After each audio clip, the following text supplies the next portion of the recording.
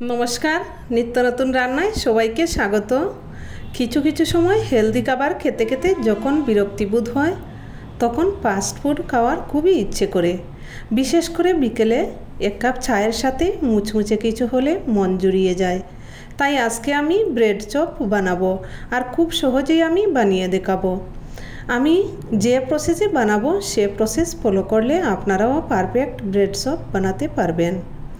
Bread chop বানানোর জন্য প্রথমেই আমি 3টে মাঝারি সাইজের আলু আগেই সেদ্ধ করে খোসা ছাড়িয়ে নিয়েছি।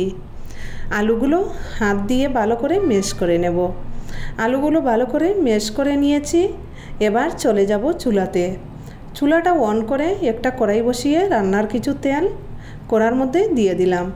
তেলটা গরম করে নিয়ে দিয়ে দিলাম গোটা জিরে, রসুন কুচি, আদা কুচি, পেঁয়াজ কুচি আর কাঁচা লঙ্কা কুচি।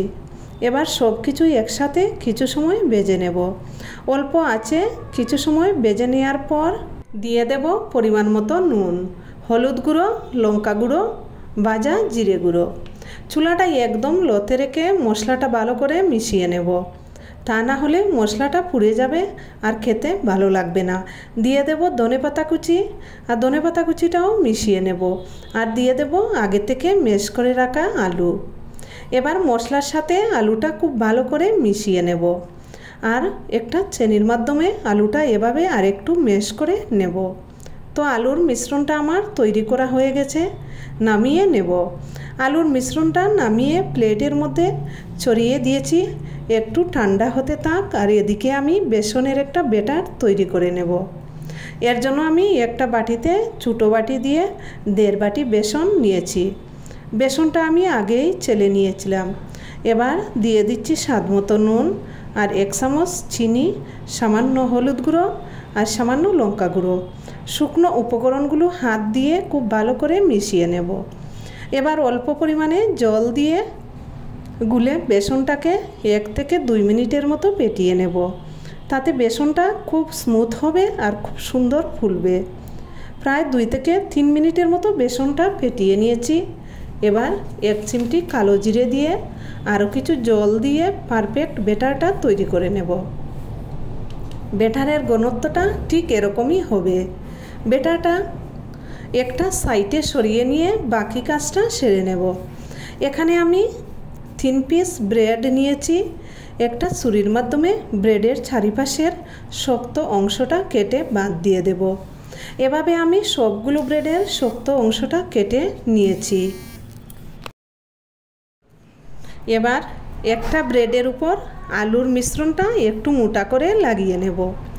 আলুর মিশ্রণটা লাগানোর পর আর একটা ব্রেড আলুর মিশ্রণটার উপর সমান করে বসিয়ে দেব, আর হাত দিয়ে এভাবে একটু চাপিয়ে দেব।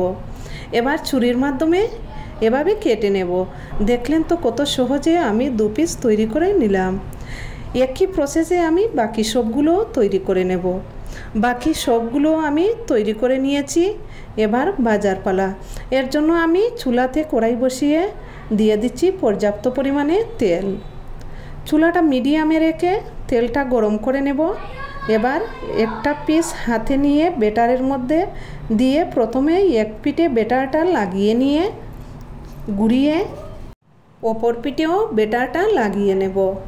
তেলের মধ্যে দিয়ে দেব।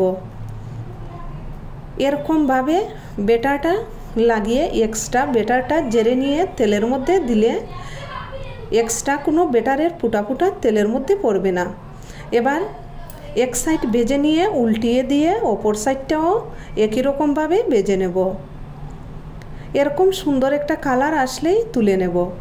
এভাবে আমি বাকি সবগুলো ভেজে নেব। দেখুন সবগুলো একই রকমভাবে আমি ভেজে নিয়ে তুলে নিয়েছি। এবার এই ভেজে নেওয়া পিসগুলোকে আমি আবারও তেলের মধ্যে দিয়ে একদম মুচমুচে করে ভেজে নেব। এভাবে ভাজলে খুব মুচমুচে হয় আর খেতে খুবই ভালো লাগে, আর ভেতরে তেলটা ঢুকতে পারে না। এভাবে 2 বার করে আমি বাকি সবগুলো ভেজে তেলটা খুব ভালো করে জড়িয়ে একটা প্লেটের মধ্যে তুলে নিয়েছি। এবার একটু পেঁয়াজ, শসা আর ধনেপাতা দিয়ে সাজিয়ে নেব। আমার আজকের এই ব্রেড চপ রেসিপি আপনাদের কেমন লাগলো অবশ্যই কমেন্টসে জানাবেন, আর ভালো লাগলে বাসায় ট্রাই করবেন। আর লাইক ও শেয়ার করবেন।